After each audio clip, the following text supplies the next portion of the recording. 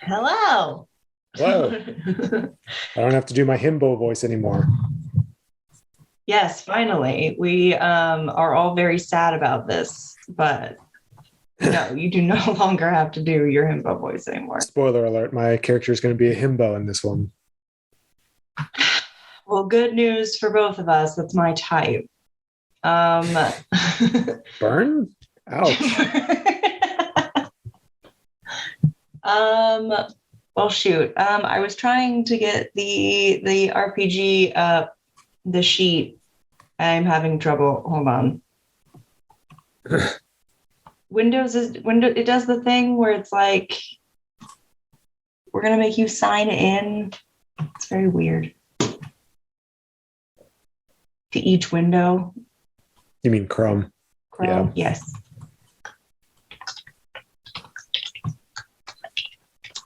Sorry we're late. We had problems with the Arizona sun. Yep. It's too bright.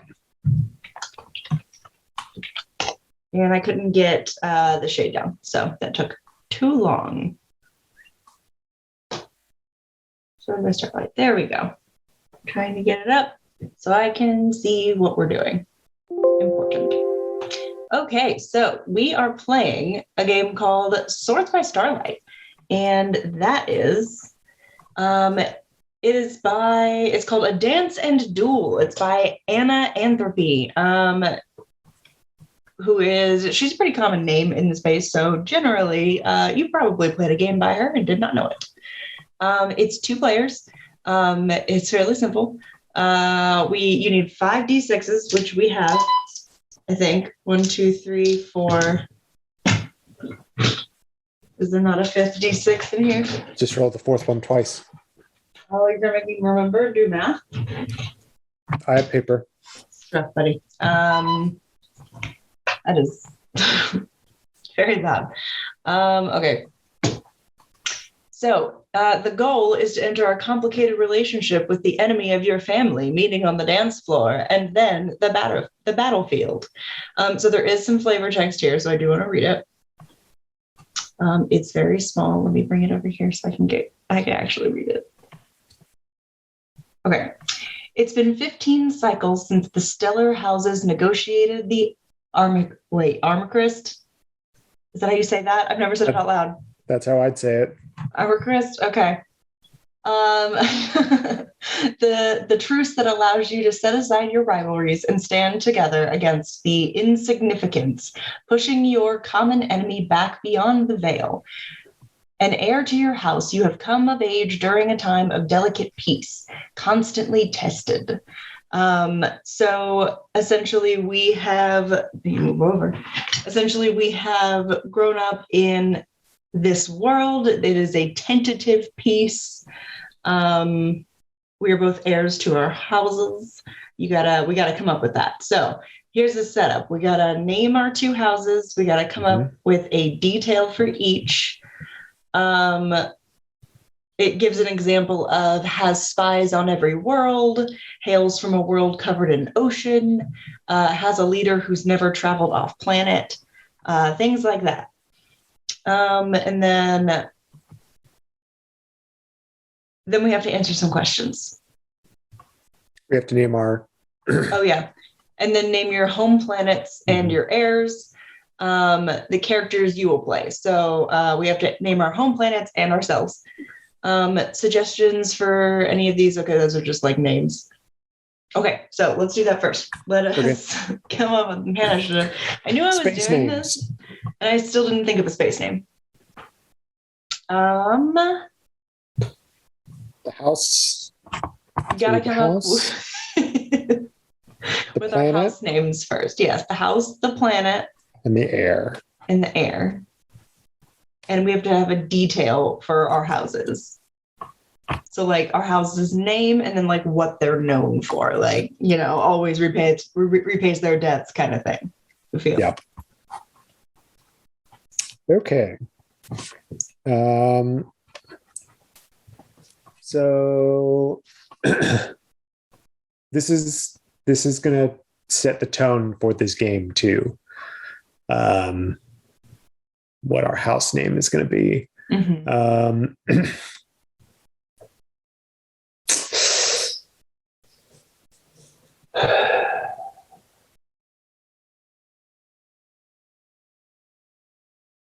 Nothing. I'm going to be House Galandris. That's fancy. It is fancy. House Galandris is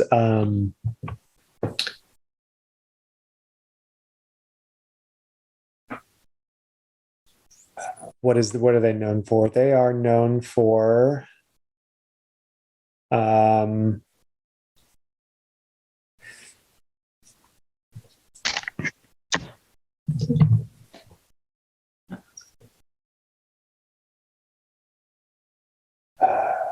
don't know.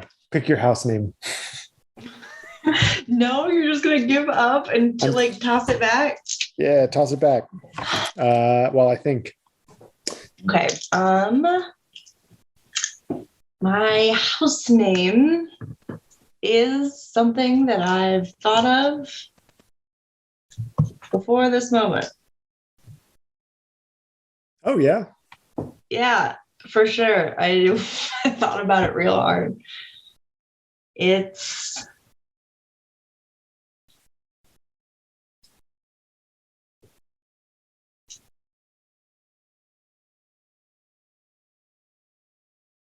okay, my brain is only thinking of Dragon Age names. I don't know why. It went Mass Effect, and like I couldn't stop thinking of Mass Effect names, and now I'm like Alistair. Why? Because that's all of my thoughts. No thoughts, only Alistair. Okay. House Alistair then. Alistar. Alistar is good. Yeah, Alistar. That's funny. There you go. I've come up with my trait for House Galandris. What is it? They are known for training advanced AIs. That's scary. So they actually are the ones that like do all the like machine learning stuff for these AIs and teach them what they need to know and everything. Okay. I'm going to say we are our house trait, the Alistar house. Our trait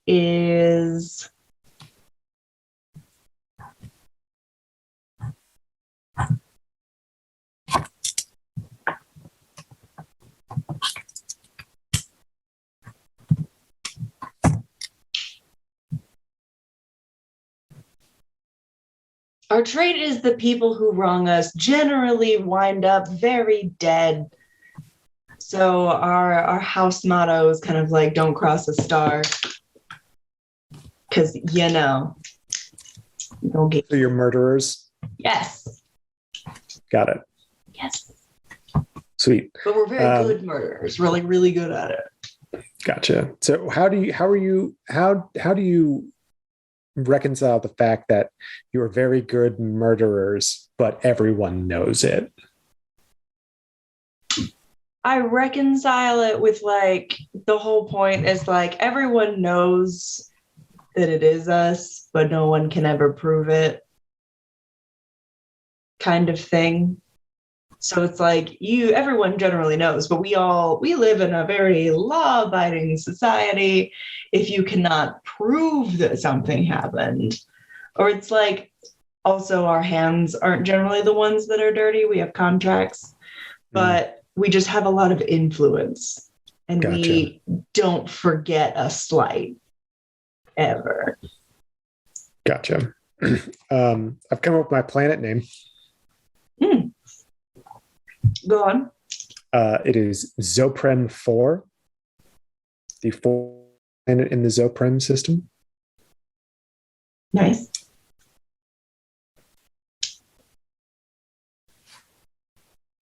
I keep forgetting that we have to name more things. Now I get why I don't. This is why we do this to you in D&D when we're like, hey, what's the name of this hotel? This is my payback. Yep. You picked this game. It did. It's fun. It sounds fun. Okay, so planet name is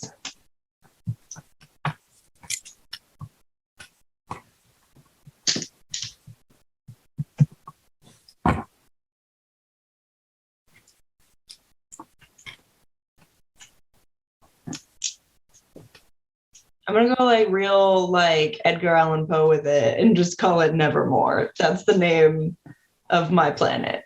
It's a very dour planet. I get it. Yeah. It's very aesthetic. It's good. Well, I know my heir's name as well. Go on. In this dance at the 15th anniversary of the Armor Crest, ye will have the pleasure, the honor of meeting Olin Galandris the 17th. Okay. Awesome. And then who will I be meeting? You'll be meeting. I'm going to say Victoria. That's the name that is coming to me. That's the best space name you can come up with? Yeah. What's a better space name?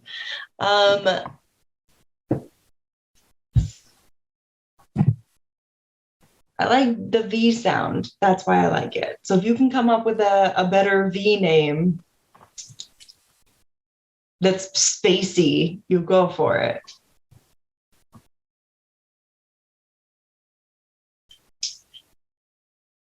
What did I say? You can stick with Victoria. Victoria. What did I say? I'm going to go, yeah. Planet Nevermore. Yes. It's very aesthetic. Space Assassins. Yes. Okay, got it.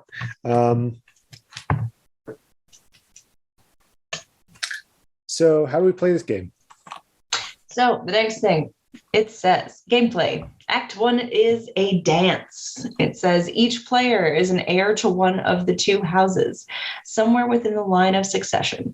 On the 15th anniversary of the Armacrist, you journey with your house to the garden planet Saros to celebrate a united humanity, to dance and to gain what tactical knowledge you can about your rivals. So we have questions. It says decide. What is attractive about you? Is the first question. So let's do that one first. What was your name? Olin? Olin Galandris. Thank you. So what is attractive about Olin?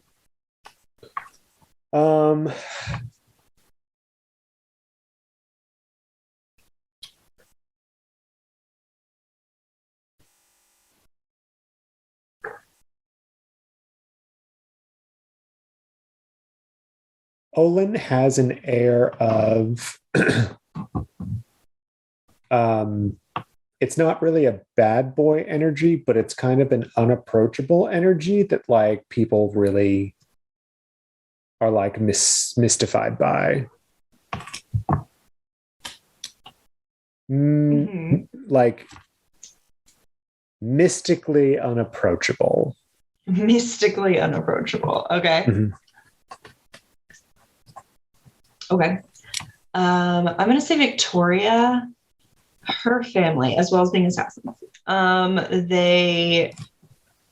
That's what they are like kind of in secret, but like outwardly what they like can do is they're all magical. They all have the power of magic, sorcery. Space magic. Space magic. And so Victoria has trained long and hard in the whole area of magic, and so she has kind of like just a magical air about her. Like everywhere she goes, like that's everything she has and is wearing is like imbued with magic, and so she's just very like ethereal. Gotcha. Nice. So now we need to figure out our formal dress, right? Yes. How does your formal dress reflect your house? Choose your heir's name and pronouns. We have our heir's name. Pronouns for mine are she, her. He, him. Okay. Okay. What are you dressed as? What do you have on? Who are you wearing?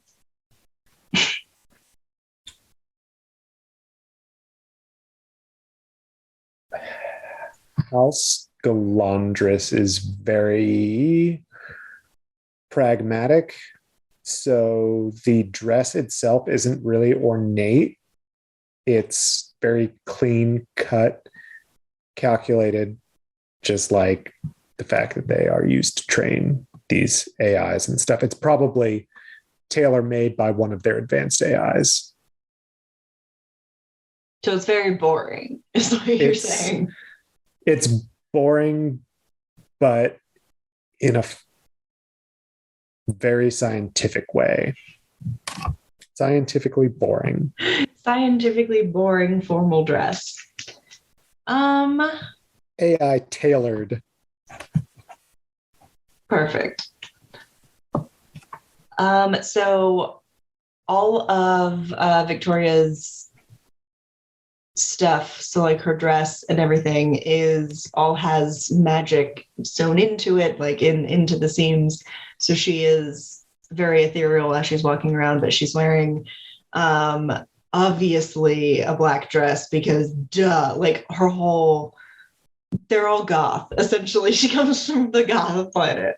So she of Nevermore, like obviously. So like it's essentially like she comes in and but everyone who comes from Nevermore is also dressed completely in black.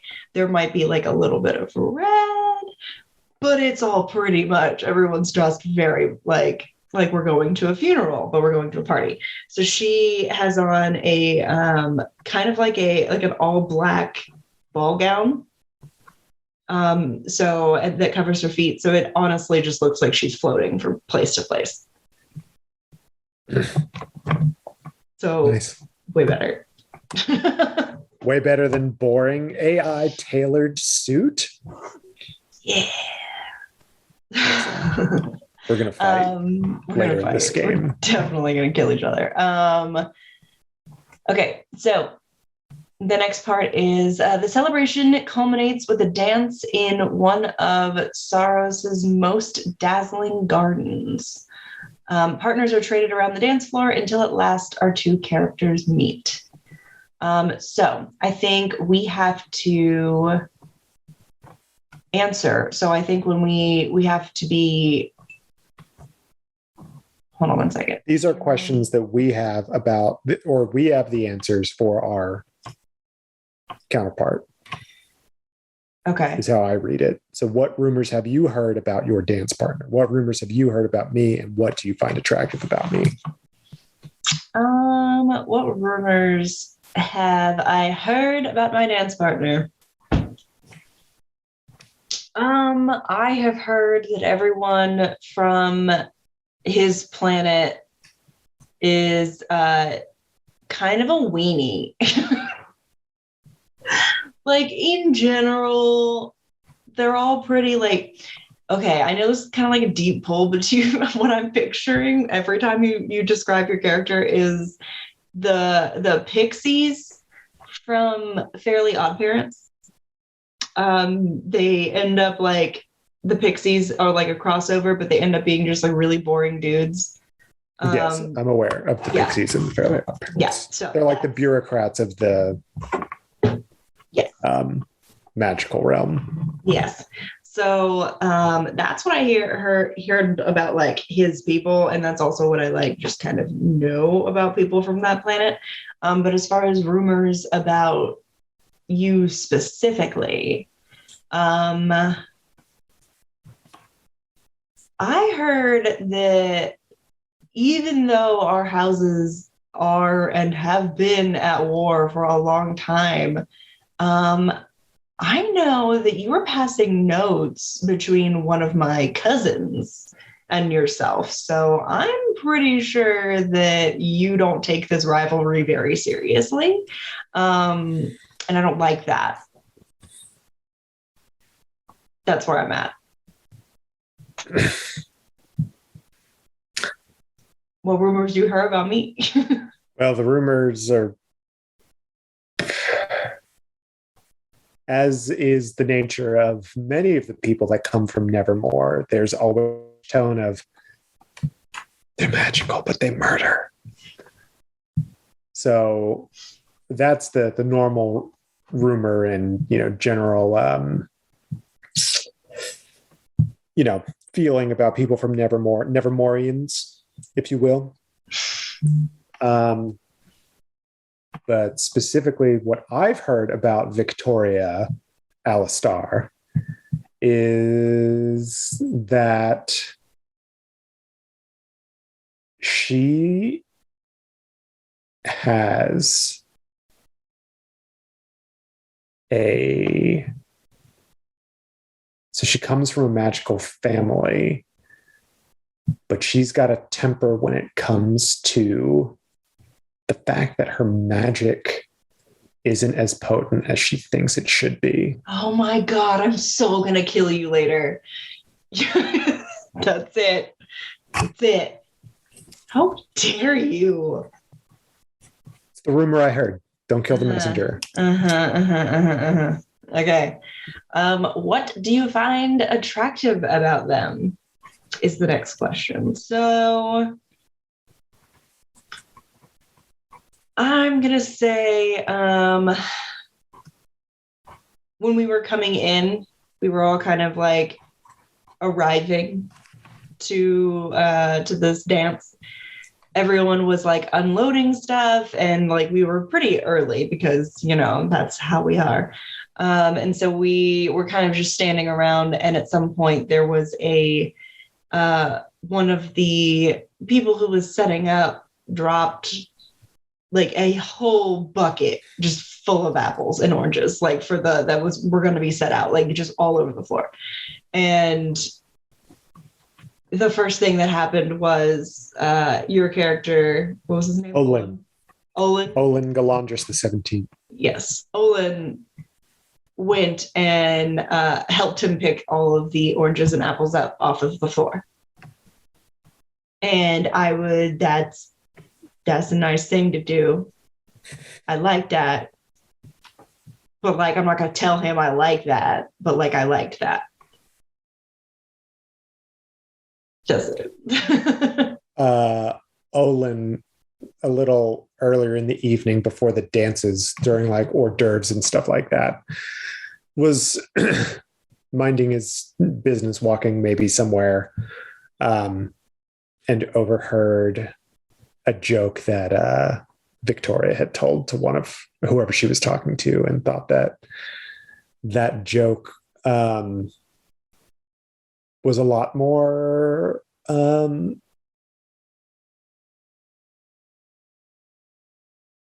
intelligent than he would have come from a group of murderers, and that was rude. You're insulting me. That's a nice surprise. That's a compliment. Listen, that's Olin, baby. That's Olin. That's just how he be. Rude. God. Anyway, determine which character is more at ease based on your circumstances and personality. They will be the first leader. Which of us is more at ease in this situation, you think? I think that Olin would definitely be more at ease because he's got that air of, mystic unapproachability. So he's kind of just like, whatever in all situations. You think you're more at ease than me? I am so chill. No, okay, that's absolutely fair. Again, I feel like you're just being very rude. I'm so chill.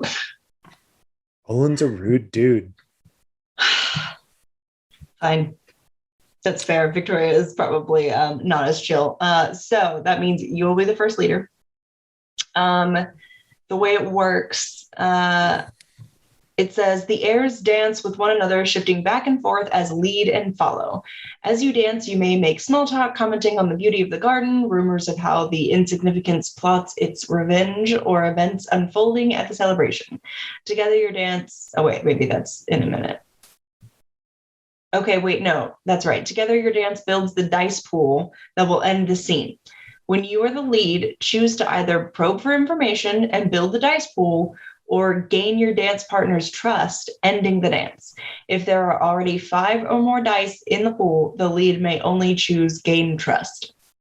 Okay, so the way you probe for information, you add a die to the pool and probe for information about your partner's house by teasing information about your own, praising their house's recent efforts, flirting with them, though you should cloak your language in euphemism to avoid a scandal, leading them through a dance move.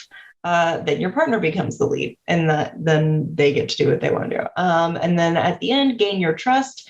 At any time, a lead can choose to gain their partner's trust, rolling the dice in the pool. This roll ends the dance. You can make a gesture to try to gain their trust by offering a generous gift, revealing something startling about your own house, or flirting brazenly without euphemism or shame. If there are any 6s, ask your dance partner questions. And there's a list of questions. And then immediately after this roll, something happens. So we have to essentially build the dice pool. Mm-hmm. Okay. I technically have 5 dice. I've got the big keep flying dice, so I'll use that. It doesn't have to be a number. So yes. Okay, so I am the lead. Yes. So they say the airs dance with one another, shifting back and forth as lead and follow, and then blah, blah, blah, blah, blah. Okay. So we've gotten up to each other, and this is the first time that we're face to face since ever. How old would you say we are? We're probably like between 18 and 20 something. Yeah, 25 probably. maybe. If the Armor Christ has been going on for 15 years. Yeah. Yeah, I would say we'd probably be like just old enough to kind of remember. So maybe we're like 25. Yeah. So Olin is going to take Victoria's hand and start the dance. Going to probe for information. And I'm going to praise. What is your title? Is it like Lady Countess?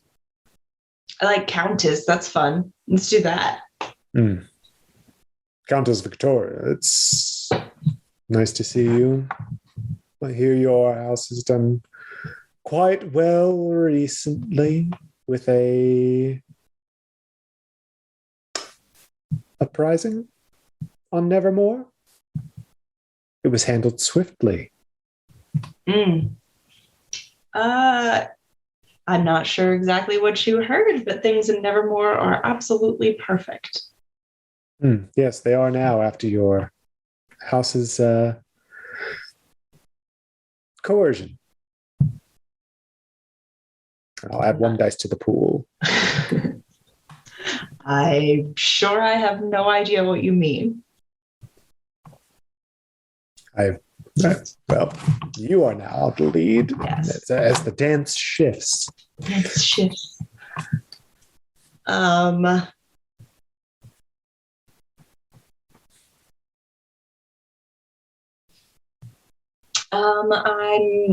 sure I have no idea what you mean. How's things going on your planet? Well, I'm sorry, I forget the name. Zoprim 4. That's right. I knew it had a number. Could there possibly have recently been a situation where, I don't know, a whole side of your planet had a shortage of food? Is that something that happens on your planet often? Yes, it does. And we handle it swiftly. We take care of our inhabitants. Unlike some other planets that are members of the Armor Christ. I feel like it seems like you're not if you're letting them get there in the first place, but okay. So that's mine. Your turn.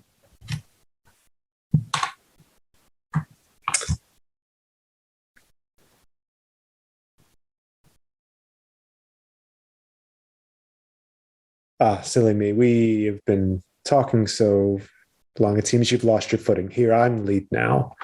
You would want to put your feet like this in this instance. It is, it can be hard to do multiple things at once, I understand, but let me lead you through this. I'll add a dice to the pool.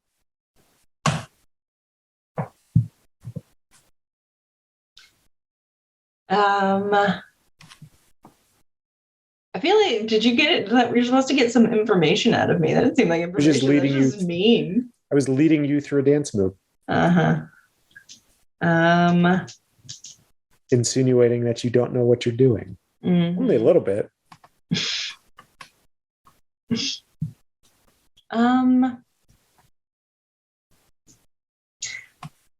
Oh yes, that it's absolutely fair. I'm so tired. We've got so many deals going on over it in Nevermore lately. We've just you've had so many alliances formed recently. It's been I guess I shouldn't talk about some of them yet. I'm sure you'll hear.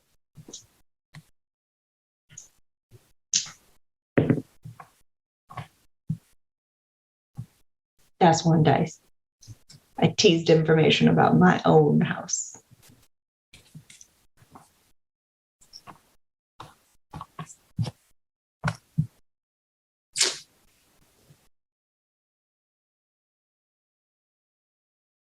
I'm going to gain your trust. Oh? Your heart monitor went off, huh? It did. That was funny. Oh? Okay, so we rolled the 3 dice. 4 dice, because you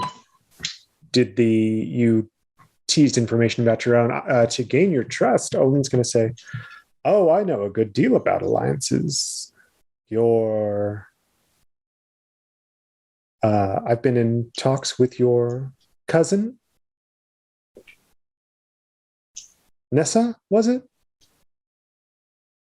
She's put an order in for some malicious AIs, actually. And we are happy to answer the call. The price is right." Mm-hmm. And then I roll a die, right? Yeah, I think you roll all of them. Roll the die. Revealing something sterling around your own house. Then you roll. And then if there are any 6s, you ask me these questions. There are 2 questions, and if there are no 6s, there are 2 different questions. Did you roll any 6s? Oh, that look in your eye. You know I'm telling the truth. How do you know?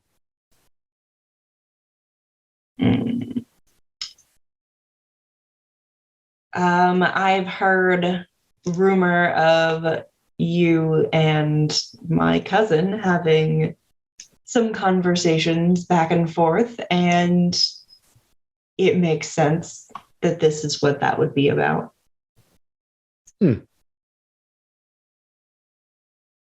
Interesting. At which point, I guess the screaming starts.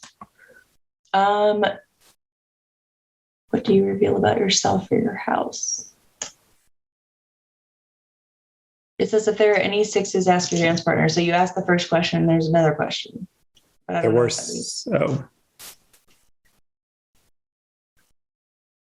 It says, what do you reveal about yourself or your house? So what I've revealed about my house is that we're not so boring or clinical after all. If we're working with House Alistar, huh? Mm-hmm. Okay. And then it says immediately after this roll, the music is eclipsed by shouting. Which house has assassinated the leader of the other? If the die roller successfully rolled a 6, they choose. Otherwise, their partner does. The dance ends in declarations of war as you are each called to stand with your house. So you rolled a 6, so you get to choose. I rolled a 6, so House Alistar murdered the head of House Galandris. Prove it.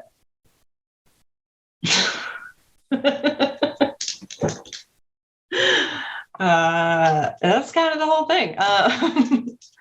So that's the dance. That's the dance. We did the dance. Armistice. Armistice? That's not how it's spelled. Armacrist. That's what I said. Armistice is what I thought. Like armistice is what I thought it was, but it says Armacrist. It's spelled like Armicryst. So if anyone has a better way of pronouncing that, please let me know. The next part is we get to have to choose the dance ends, declarations of war. Okay, so there's declarations of war, we run away. Act 2, a duel. The Armacrist is broken and the houses fight again among the stars. You lead a company of your house's soldiers into battle against your old enemy. The former dance partners meet again on the front lines.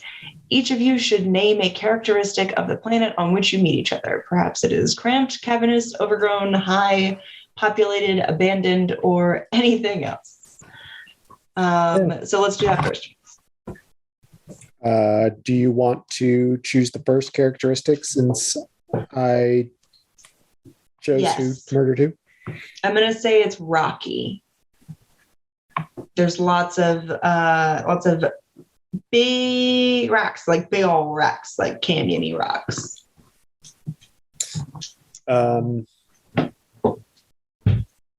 I will say that this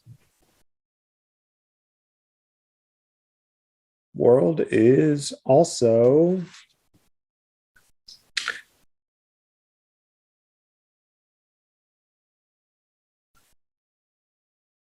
strategic.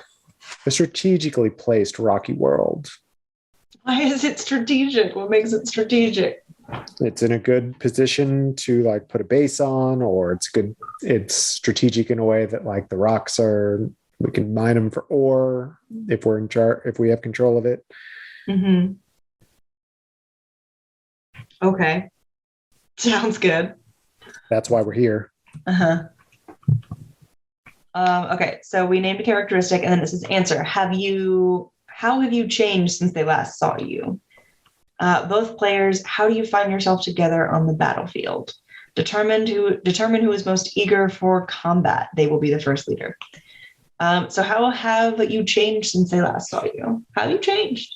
Olin Belandris the 17th has been named one of the battle commanders of the fleet, and he has been outfitted with one of his house's AI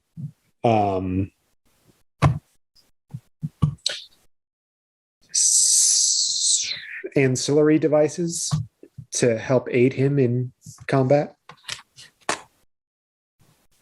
Okay. So you have a killer robot with you. It's like part of me. It's like attached to my head. Oh my God. That's scary. Okay. I am no longer wearing a ball gown. That's the first difference. The second difference is going to be that she is essentially like dressed, still all in black, obviously, but very much dressed for battle. So she has got full armor on. It's clearly very movable. There's probably magic involved with it. But it's clearly like armor. And she has a helmet. 100% that like it's going to be a moment where like it says, how do you find yourself together on the battlefield is the next question we answer. I feel like we find ourselves there based on like it's a situation where like I'm climbing up one of the rocky things and I get to the very top of it and see you and I realize it's you. And so I take my helmet off. It's very like, you know, the hair is everywhere. It's very good. It's very good. Yeah, that's where I'm at.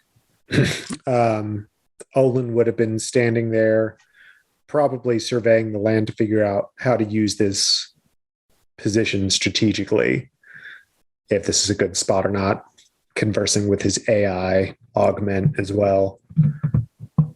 Who's most eager for combat? I feel like I'm kind of ready to like, this is Sparta, you off this fucking mountain right now. So like, I feel like I'm more eager personally. Mm-hmm. Would you agree? Oh yeah. Okay.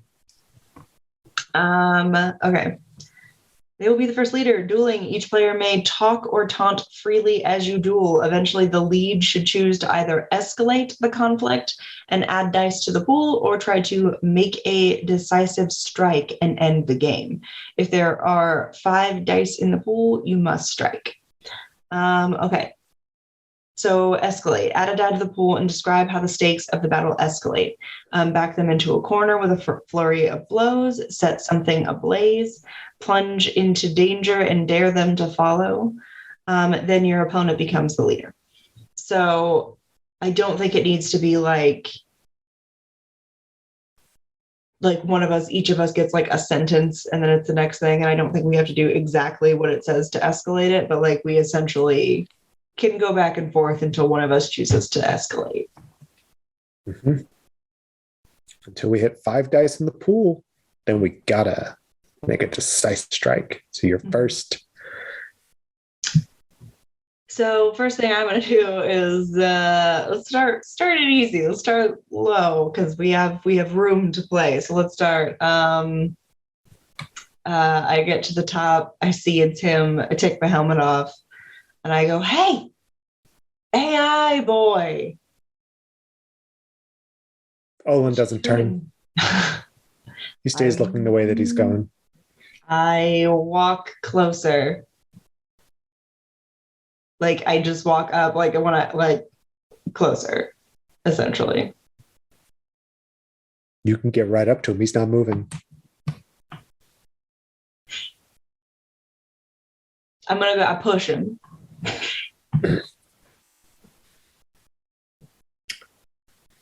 There's no need for that. I heard you. Really? Because it didn't seem like you did. Olin turns and you can see that his face where the graft for the AI augment is kind of covers under his eye, and there's like a shield type of like lens on top of the eye as well, and you can see some numbers on it. But it's like built into his orbit on the right side. I assume you're here for the same reason I am? Or you just come to end me here? Well, I was going to waste who was ever up here, but now I see it's you, and I thought I owed you a little bit of conversation before I absolutely wasted you. So you've come to apologize for your house murdering the head of mine, then, after we'd given you what you requested. I don't know what you're talking about, because nothing happened. I know that the leader of your house died, unfortunately, and it was very tragic and sad. However, I am not sure what exactly happened, and no one else is either. So walking around casting blame, it seems like a lot from you. We both know that's not true. Do we? We do. I'm gonna say that Victoria is going to put her helmet back on and get into like a fighting stance. And that's gonna be an escalation. I'm gonna say draw. I want this to be a fair fight. Okay. Olin is standing there with his hands behind his back, barely looking at Victoria. And he's going to say, I'm not going to fight you. I have nothing to prove. I'm gonna use magic, and I don't have any spell names or spellbook in front of me. So essentially what happens is she throws her hands out and it feels like a gust of wind, kind of like just knocks Olin around so that like he faces her. Olin gets turned by the magic and says, that's a neat trick. Is that all you've got? That's all that your house can do for you? A little push, little gust of wind. I thought the house Alistar was a mighty magical force. This is a stiff breeze. Victoria is absolutely going to slam her foot on the ground, which causes the rock itself to split open, not all the way open, but just like enough to make it so that it like catches your feet. So like your feet go down in it. Like you can probably still get out of it, but it's not a small thing. So what was the catalyst for that? Your foot stomping? Yeah. Olin sees this and kind of his footing shifts a little bit. He gets back up where he is, and he's going to escalate now at this point and says, so that's a neat trick. And he throws a little gray ball at your feet. And this gray ball morphs into a gray ooze that encircles all of Victoria's foot. At this point, it looks like it's starting to climb. I'm sure you know what these are. Nanoparticles. You'll be consumed shortly, so use your last moments wisely. I feel like it's not wild to say that if I have my powers use wind and earth, ice does not seem out of the realm of possibility for what she can do. So I'm going to say that she freezes the whatever this is, she essentially just turns into a block of ice because cold ruins electronics. I know this. Is that an escalation, or what do we have? 2 in the escalation thing now? We have 2 in the escalation. I don't think this would be an escalation because you're the one who attacked me. I'm just stopping it. Gotcha. That'll work for a little bit, but once they thaw, they'll keep going. How much magic do you have in you, Victoria? I don't know how much battery power you got left, nerd. And then she's going to throw a fucking fireball. She is pissed. That's an escalation. So Olin's gonna sidestep out of the way. If you were to look at his eye, you see a line of text come up really quick. It just goes as if his augment is telling him which direction to go in order to avoid it with the least amount of effort. And you just see him sidestep the fireball. Mm-hmm. Well, there's a little bit more. Fire, literally.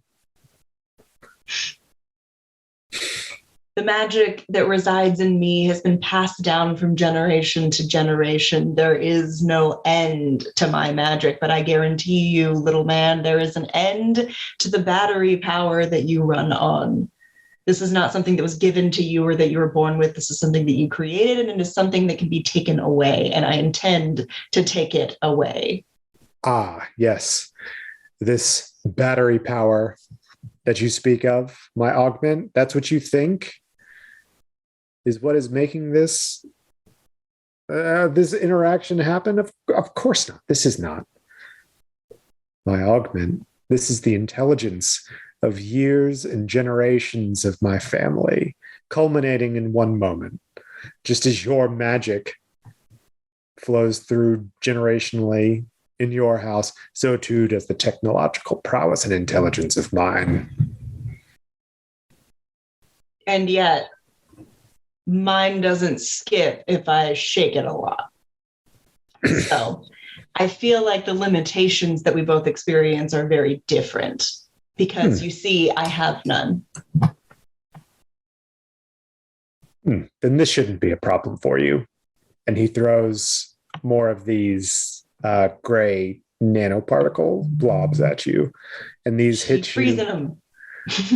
These hit you in the hands this time as my escalation.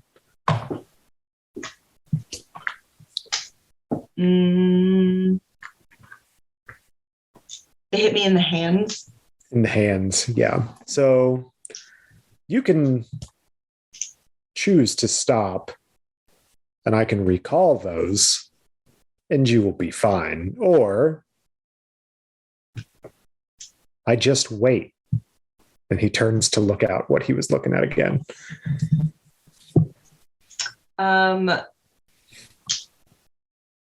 Victoria is going to... She starts like kind of like waving her arms around, so it looks like she's trying to like manipulate the wind. And eventually the wind starts spinning wildly around her, to the point where she's still rooted to the ground, and it looks like she's rooted there because she has sunk her feet into the earth itself, which is why she's not moving. But around her, it's almost like a tornado at this point, flinging all of these nanobots one way or another. And the air starts to get colder, and as it's flinging around, you start to see like snow and ice particles building up until it explodes in like ice shards. So like she built an ice bubble around herself until everything was frozen, including the nanobots and all the things around her. And then she broke the ice bubble, sending shards everywhere. This whole time, Olin doesn't turn from where he's looking. Mm-hmm. I feel like we need one more escalation. Well, no, if that was the escalation, was it? Or was that just again, that's just me defending against the thing that you're doing. That is not an escalation. Gotcha. I mean, you don't need to have another escalation. You could try and make a decisive strike right now. I know. If you don't do it now, I do it.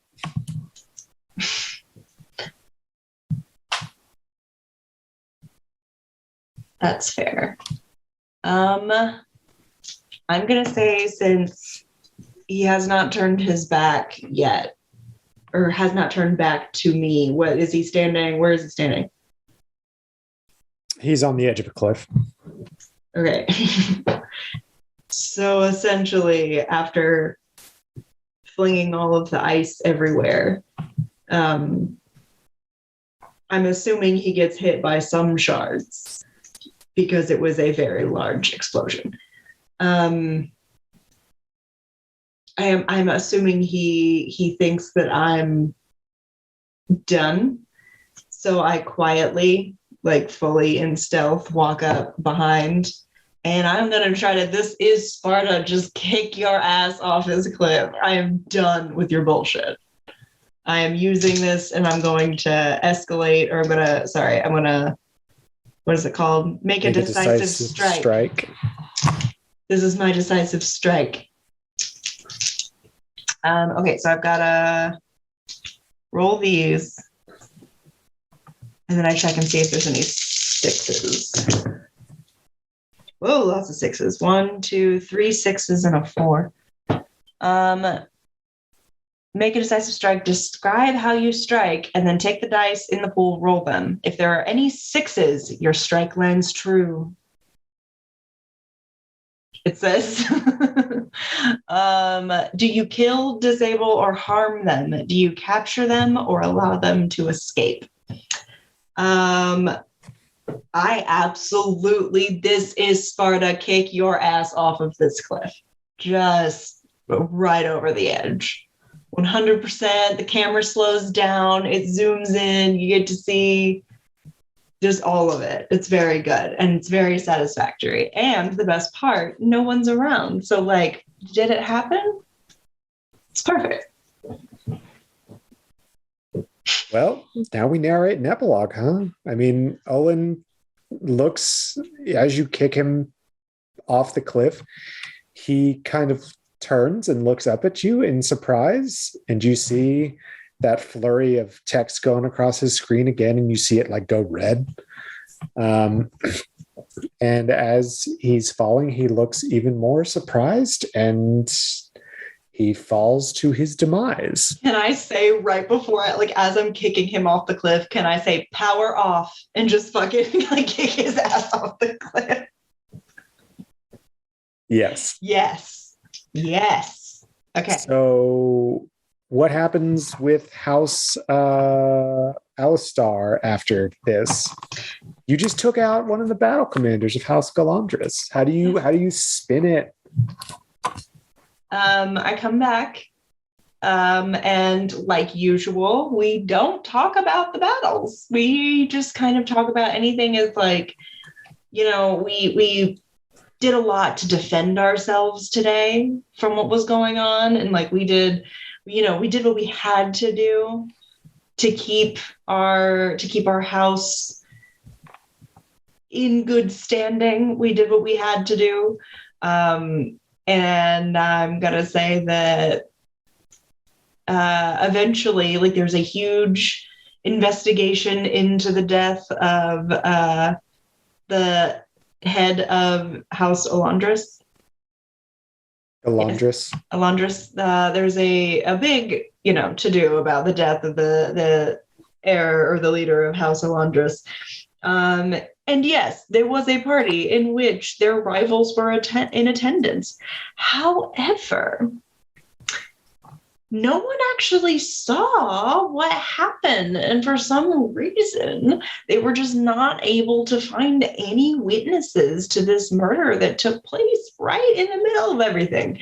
And so there is no indictment. There's no charges brought against anybody from House Alistar, as per usual. And when someone eventually asks about one of the commanders, she ends up going to the funerals and stuff just to, pay her respects and things like that. And she is never caught, and she's perfect, and she lives a great life forever. Nice. Can I describe to you what I would have done if you didn't roll any sixes? Yes. So, had you rolled no sixes, this is alternate reality. As long as everyone, just so everyone knows, if I didn't roll any sixes, it says it was your feint, your opponent got lucky, or they're better fighter than you. They decide they now have you at their mercy. So I would have been, if I hadn't rolled any sixes. This is the alternate ending. The upper hand. Yeah. So. This is not what would have happened, but this is the alternate ending. Mm-hmm. Victoria goes up and goes to kick Olin Galandris the 17th off of this cliff, and she succeeds, or so it appears. She kicks Olin off the cliff, and the projection of Olin Galandris, the 17th, falls, and you see it's a robot that is actually projecting Olin's likeness on its exterior. It's incredibly lifelike. It's one of their technologies for their AI. And as it falls down the cliff, you see that there's a red blinking light where the head is. Mm-hmm. And you instantly know that you're recording, that you were being recorded. Oh no, that would have been dope. No. The video is brought by Olin to the other members of the Armor Christ, or the former Armor Christ, as evidence that House Alistar is not as squeaky clean as they make themselves out to be. And Victoria herself is locked up for her deceptions and crimes, and multiple investigations are launched into the remaining members of the house, and some stuff is found out, some stuff isn't, but this was the catalyst to actually do a deeper dive into the actual goings on of the family. That was the alternate ending. That's not what happened. Too bad that didn't happen. Too bad. It was good though. Like, why? Because he's a robot. He's not really there. He was off world. He was in his capital ship. He's not going to put himself down on the surface. Mm-hmm. Too bad. Got started off a fucking cliff. Nice. Okay, well, so that is, what was it called? It was Swords by Starlight by Anna Anthropy. And that was super fun. It's sometimes it's nice to play like nice little 2-player games. And Nathan and I are actually in real life married. I would never eat him over a cliff. I would never throw nanobots at you. Thank you. But yeah, so this was fun. I figured it would end this way, and I'm happy with the way it ended. So we're going to sign off here, and we're going to have just a couple minutes, and then we have our next game, which is Hero Dog Saves Town.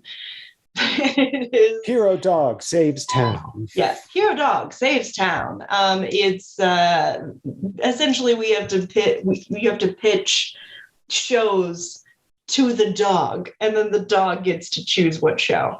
It's great. Stick around for it. But until then, you can find me on Twitter at Neurotic Good. You can find me in the Legends of Lanamora podcast. You can find me on the What's What with Dilly and Dally podcast. You can find me on all of the things at Neurotic Good. And that's it. Where can they find you, Nathan? You can find me on Twitter at _Squid Toaster, and also on the Legends of Lanamora podcast. We're at Lanamora Pod, or wherever you get your fine podcasts. So Spotify, Apple Podcasts, Google Play, all of those. We're part of the way through our second season right now. It's cool. Yeah. We have a good time. I'm the DM. I'm the DM. Emily plays a begrudging warlock. Yes. God. Anyway, so thank you for joining us. We will be back in about 5 minutes or longer because it's me. 5 minutes. Bye-bye now. Bye-bye. Goodbye. Goodbye.